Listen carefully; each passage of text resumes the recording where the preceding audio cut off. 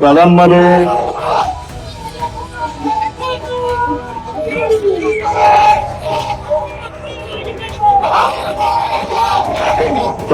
मी आसन करण्याची गरज आहे काय? हे दोन्ही वाघ कुठे कुठे ओमराजे कैलास आहे की नाही?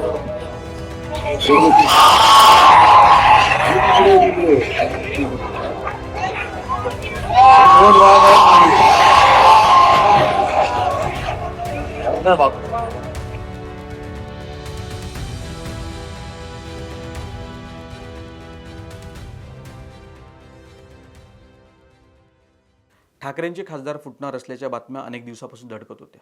खबरदारी म्हणून उद्धव ठाकरेंनी खासदारांची बैठकही बोलावली, परंतु फक्त 4च खासदारांनी मातोश्रीवर बैठकीला उपस्थिती लावली होती.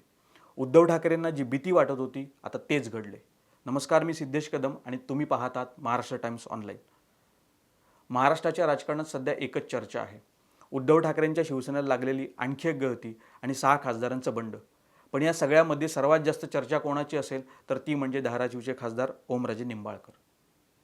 2022 मध्ये जेव्हा शिवसेनेत सर्वात मोठं वादळ आलं तेव्हा जे नेते उद्धव ठाकरेंसोबत अत्यंत ठामपणे उभे राहिले त्यात ओमराजेंचं नाव अग्रक्रमाने घेतलं गेलं. त्यामुळे सोशल मीडियावरील लाखो कार्यकर्त्यांनी, सामान्य मतदारांनी ओमराजेंना डोक्यावर घेतलं. पण आज जेव्हा त्यांच्यात पक्षांतराच्या बातम्या येत आहेत तेव्हा काल कौतुक करणारे आज सोशल मीडियावर त्यांना ट्रोल करतात. लोक उघडपणे आपली नाराजी व्यक्त करतात. मित्रांनो, हा विषय नीट समजून घेण्यासाठी आपल्याला 2022चा घटनाक्रम पाहावा लागेल. जेव्हा शिवसेना पक्ष आणि चिन्ह शिंदेंकडे गेलं तेव्हा उद्धव ठाकरेंनी शून्यातून पुन्हा सुरुवात केली. सहानुभूतीची मोठी लाट होती आणि या लाटेवर स्वार होऊन ओमराजे निंबाळकर आणि इतर खासदारांनी निवडणुका जिंकल्या.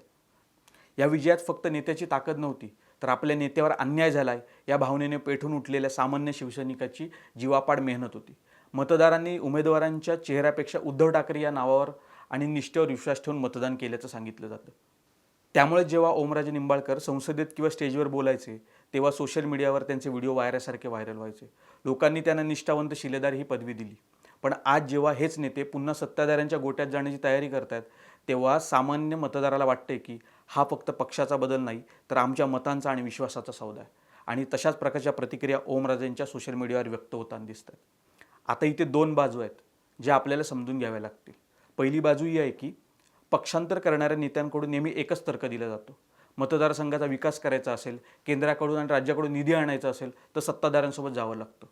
आणि दुसरी बाजू आणि सर्वात महत्त्वाची आहे ती म्हणजे कार्यकर्त्यांची निष्ठा. पक्षांतरांचं समर्थन सर्वसामान्य माणूस कधीच करू शकत नाही, कारण नेत्यांसाठी राजकारण हा व्यवसाय किंवा पॉवर गेम असू शकतो, पण कार्यकर्त्यांसाठी ती अस्मिता आणि भावना असते. म्हणूनच सोशल मीडियावर आज ओमराजे निंबाळकर यांच्यावर टीका होते. लोकांनी त्यांना जी मतं दिली होती ती उद्धव ठाकरेंच्या बाजूने उभं राहण्यासाठी दिली होती. जे काल कौतुक करत होते तेच आज ट्रोल करतात. पण बारकाईने विचार केला तर हा दुटप्पीपणा नाही तर ही जनतेची हतबलता आणि राग आहे. जनतेकडे आपला संताप व्यक्त करायला दुसरं माध्यम तरी कोणतं आहे? निवडणुकीत मत दिल्यानंतर 5 वर्ष नेता काय करतोय हे जनता उघड्या डोळ्यांनी पाहत असते. उद्धव ठाकरेंनी ज्या नेत्यांना तिकीट दिलं, ज्यांच्यासाठी सभा घेतल्या, कार्यकर्त्यांनी रात्रीचा दिवस करून निवडून आणलं, तेच नेते जेव्हा वैयक्तिक गणितासाठी पक्षाला सोडतात तेव्हा सोशल मीडियावरील हा उद्रेक स्वाभाविक ठरतो.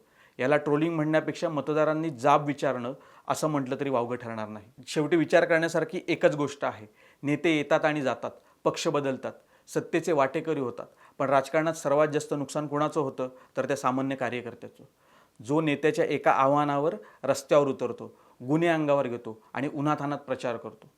खासदार ओमराजे निंबाळकर आणि इतर खासदारांनी उचललेले पाऊल त्यांच्या राजकीय भविष्यासाठी कदाचित फायद्याचं असेलही, पण ज्या जनतेने, ज्या शिवसैनिकांनी त्यांना जीवाचं रान करून निवडून आणलं त्यांच्या विश्वासार्हतेला हा तडा नाही आहे का? 6 खासदारांच्या बंडावर आणि सोशल मीडियावरील जनतेच्या या रागावर तुम्हाला काय वाटतं? जनतेचा हा संताप योग्य आहे? तुमच्या प्रतिक्रिया आम्हाला कमेंटमध्ये नक्की कळवा. व्हिडिओ आवडला असेल तर शेअर करा आणि आमच्या महाराष्ट्र टाइम्स या आमच्या यूट्यूब चॅनलला सबस्क्राईब करायला विसरू नका. धन्यवाद.